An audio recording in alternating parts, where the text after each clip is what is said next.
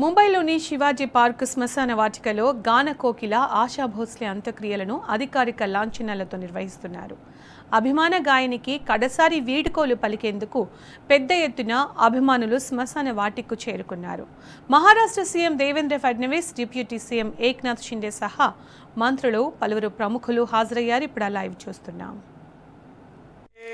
అవ్యయ పురుష సాక్షి छेदज्ञोऽक्षर एव च योगो योगविदान्येता प्रधानपुरुषेश्वरः नारसिंहवपुः श्रीमान् केशवः पुरुषोत्तमः सर्वशर्वशवस्थानुर्भूताधिर्निधिरव्ययः सम्भवो भावनो भर्ता प्रभव प्रभुरीश्वरः स्वयंभो शंभुरादित्य पुष्कराक्षो महास्वनः अनादिनिधनो धाता विधाता धातुरुत्तमः अप्रमेयो ऋषिकेश पद्मनाभो मरप्रभुः विश्वकर्मा मनुस्त्वष्टा स्थविरो ध्रुवः अग्राह्य शाश्वत कृष्णो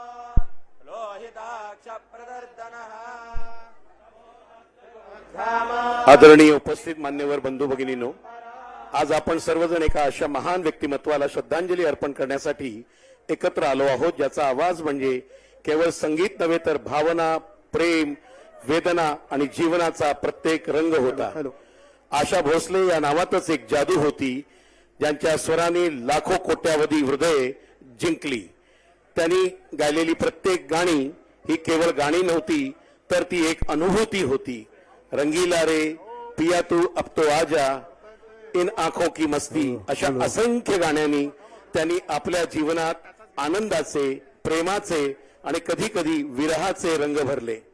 त्यांचा आवाज म्हणजे जणू काळालाही थांबवणारी ताकद होती. त्यांनी संगीताच्या प्रत्येक क्षेत्रात, प्रत्येक प्रकारात आपली वेगळी छाप सोडली. गझल, भजन, पॉप, फिल्मी गाणी सर्वच ठिकाणी त्या अद्वितीय ठरल्या. आज त्या आपल्यामध्ये नसल्या तरी त्यांचे स्वर, त्यांची गाणी, त्यांनी दिलेला आनंद हे सर्व सदैव आपल्या हृदयात जिवंत राहील. मित्रांनो, काही व्यक्ती शरीराने जातात, पण त्यांच्या कलेमुळे त्या अमर होतात. आशा भोसले या त्यापैकीच एक होत्या.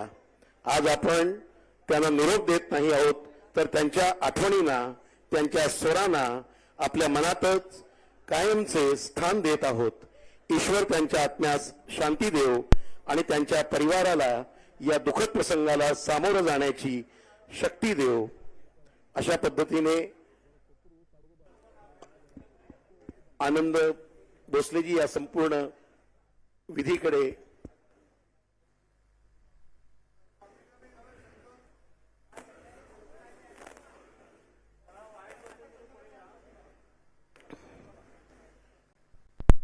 चंदन अर्पणाची ही शेवटची एक संस्काराची भाग आहे, ती आता इथे होत आहे.